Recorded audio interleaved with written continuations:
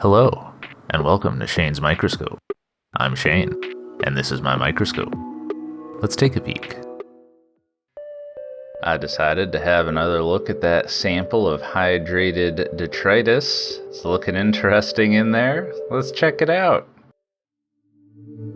Under the microscope, we can see we've got a lot of activity. I prepared this slide from the biofilm that was floating on top of it. We can see we've got some rotifers, some Paratrix, and some ciliates swimming around.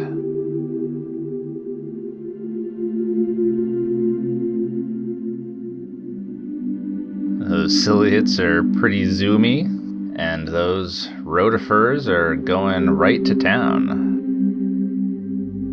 I think it's interesting how much better the rotifers seem to do indoors than in the samples taken directly from outside. I wonder if they really like having a constant temperature or something like that.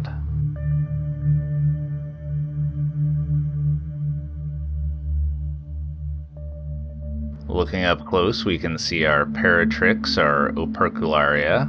Excellent. We can see that nice macronucleus in there. Oh, there's one of those little ciliates.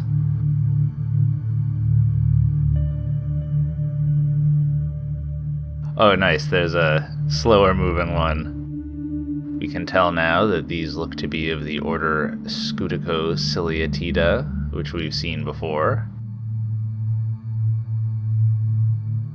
And here's a really interesting operculariid. The pellicle appears to have some interesting folds in it. These are too large to be the pellicular striations, but the angle must be just right to catch the light just perfect to really highlight those folds.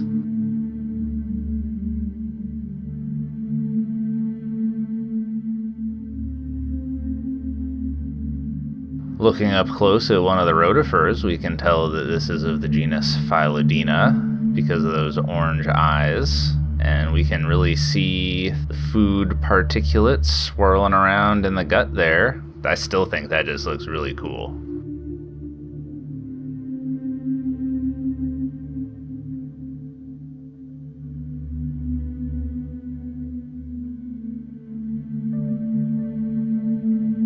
Get a nice view of that foot zone.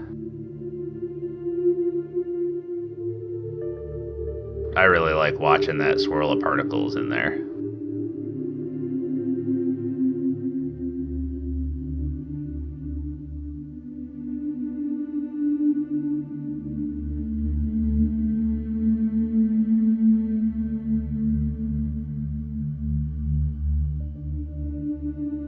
Well, when I zoomed in on it, I noticed one of these Scuticociliatida that wasn't zooming around like crazy, so I figured we could get a good look at it.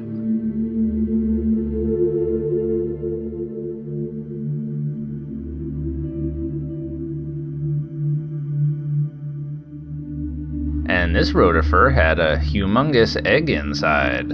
I've definitely seen rotifers with eggs before, but I don't think any as big as this one. It really takes up a lot of space in there.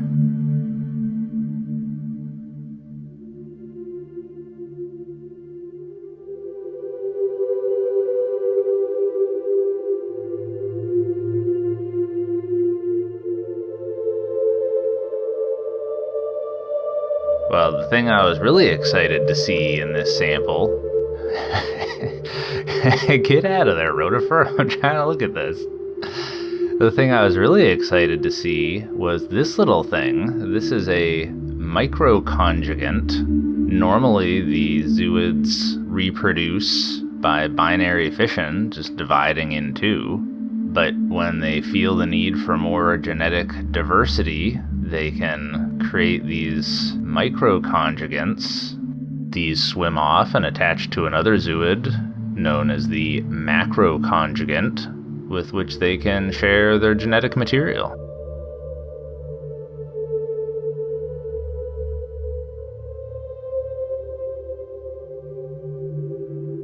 I never did see that one fuse to a zooid, but I did find another zooid with a microconjugant fuse to it.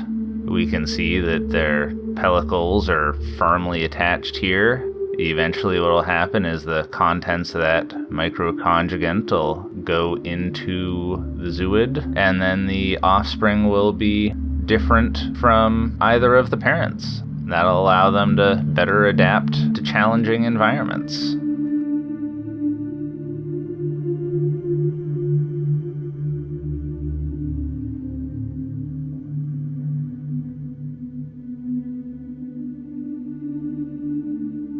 Well, as always, I was happy to take another look into that sample, see how things are progressing in there, and I saw my first microconjugant, so that was super cool. Alright, well I think we'll leave it there for the day. Thanks for having a look with me. Until next time, keep on peeking.